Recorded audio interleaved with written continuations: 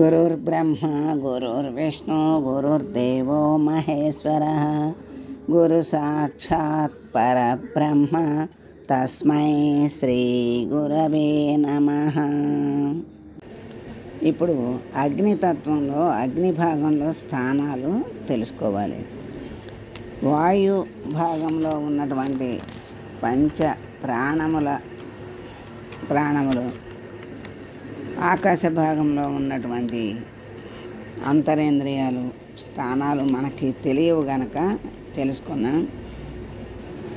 ఇక్కడ అగ్ని దగ్గరకు వచ్చేసరికి రూపం వచ్చింది. ఈ రూపానికి మనము ఇక్కడ సంస్కృతంలో పేరు చెప్పుకున్నాం. త్వక్కు, అట్లా త్వక్కు, మరి స్తోత్రము, త్వక్కు, చక్షువు, జిహ్వ, గ్రహణము అని ఇక్కడ అగ్ని భాగానికి వచ్చేసరికి రూపం ఏర్పడింది. ఇక్కడ స్తోత్రానికి విషయం ఏమిటి అంటే శబ్దం. దానికి అధిదేవత దిక్కులు. ఎందుకు దిక్కులు అంటే మరి అన్ని అష్టదిక్కుల నుంచి శబ్దాలు వచ్చిన శబ్దాలన్నిటినీ కూడా స్తోత్రం స్వీకరిస్తుంది. ఇది ఈ దిక్కులే అధిదేవతగా స్తోత్రానికి చెప్పారు.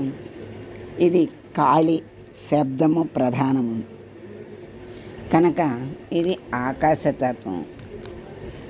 ఇప్పుడు స్తోత్రము అంటే చెవి అని మనం తెలుసుకోవాలి. సాధారణంగా మరి ఒక్కొక్కసారి కొంతమందికి తెలియవు గనక మనకి వాడుక భాషలో తెలుగులో చెప్పుకోవాలి గనక చెవి స్థానం అని చెప్పుకోవాలి. ఇదంతా తెలుసుకున్నాక ఇదంతా అనాత్మ విషయమే కానీ ఆత్మ విషయం కాదు. ఇదంతా తెలుసుకుని వదిలేసి ఆత్మని తెలుసుకోవాలి అని మనకిక్కడ చెప్తున్నారు. రెండవది త్వక్కుకి విషయం ఏమిటి అంటే స్పర్శ. ఇది పంచవిధ స్పర్శల్ని తెలుసుకుంటుంది. వేడి, చల్లన, మరి అట్లాగే గట్టి, మెత్తన, మిశ్రమం అనే స్పర్శల్ని తెలుసుకుంటుంది. ఇది స్పర్శకి అధిదేవత ఎవరు అంటే వాయువు. మనకి వాయువు వల్లే స్పర్శ అనేది తెలుస్తుంది. వాయువు మనకు కనపడకపోయినా ఆ గాలి వస్తే మన శరీరానికి స్పర్శ తగిలి ఇది గాలి హాయిగా ఉంది, గాలి వచ్చింది అనిపిస్తుంది. ఇది వాయుతత్వం కనుక దీన్ని వాయుతత్వం అంటారు. ఇన్ని తెలియజేసి ఇదంతా అనాత్మ విషయం, ఇది ఆత్మ కాదు అని చెప్తున్నారు. మూడవది చక్షువుకి రూపం విషయం. ఇక్కడ త్వక్కు అంటే చర్మము అని తెలుసుకోవాలి. ఇక్కడ చక్షువు అంటే కన్ను. కంటికి విషయం ఏమిటి అంటే అది చేసే పని ఏంటంటే అన్ని రూపాలను గ్రహిస్తుంది కనుక దానికి రూపం విషయం అంటారు. సూర్యుడు అధిదేవత. మన కంటికి సూర్యుడు అధిదేవత. ఆ సూర్యుడు లేకపోతే మన కన్ను ఉన్నా మనకి ఏమీ కనిపించదు. సూర్యుడు అంటే వెలుగునిచ్చేవాడు. ఆ వెలుగు ఉంటేనే మన కన్ను పనిచేస్తుంది. కంటికి బయట ఉన్నటువంటి వస్తువులన్నీ కనపడతాయి. ఇక్కడ అగ్నితత్వానికి వచ్చేసరికి రూపం అనేది ఏర్పడింది. వాయుతత్వం పంచప్రాణాలు మనకి కనపడవు. ఆకాశతత్వం అంతరేంద్రియాలు మనకి కనపడవు. అగ్నితత్వానికి వచ్చేసరికి రూపం ఏర్పడింది.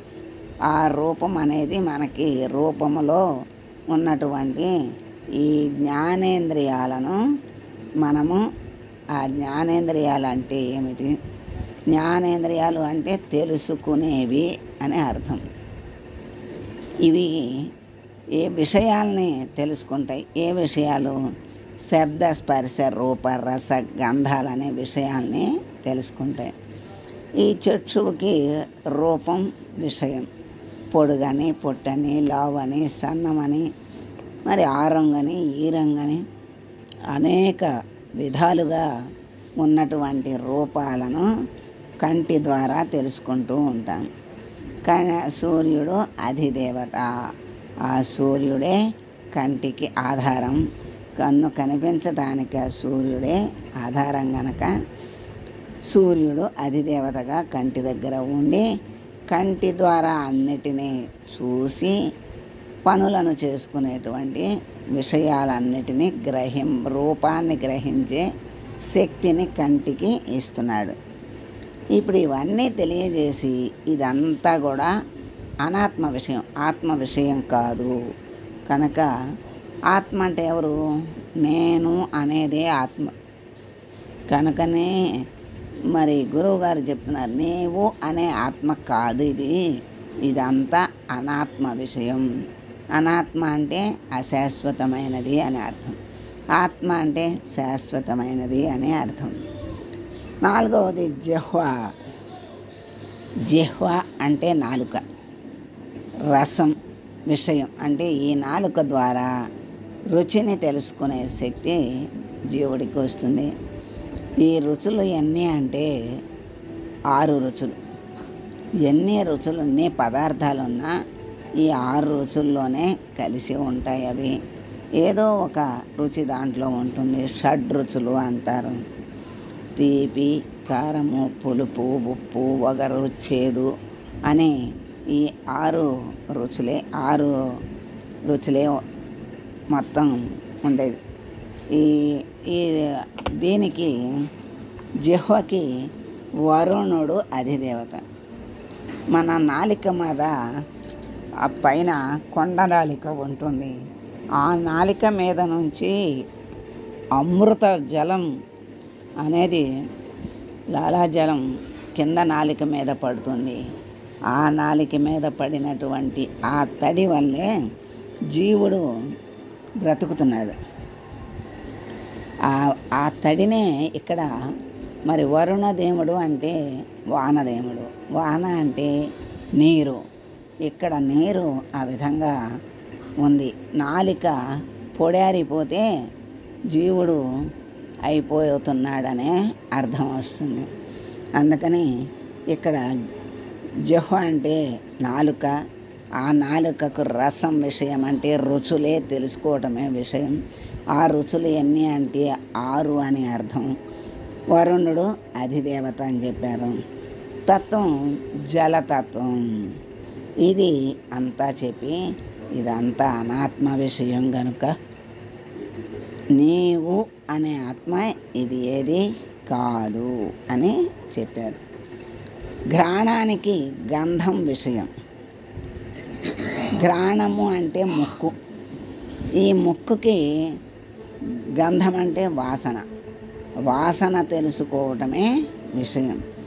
దీనికి అశ్విని దేవతలు అధిదేవత.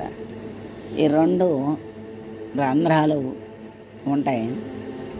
ఈ 2 రంధ్రాలు కలిగిన ఈ ముక్కుకి అశ్విని దేవతలు అధిదేవత.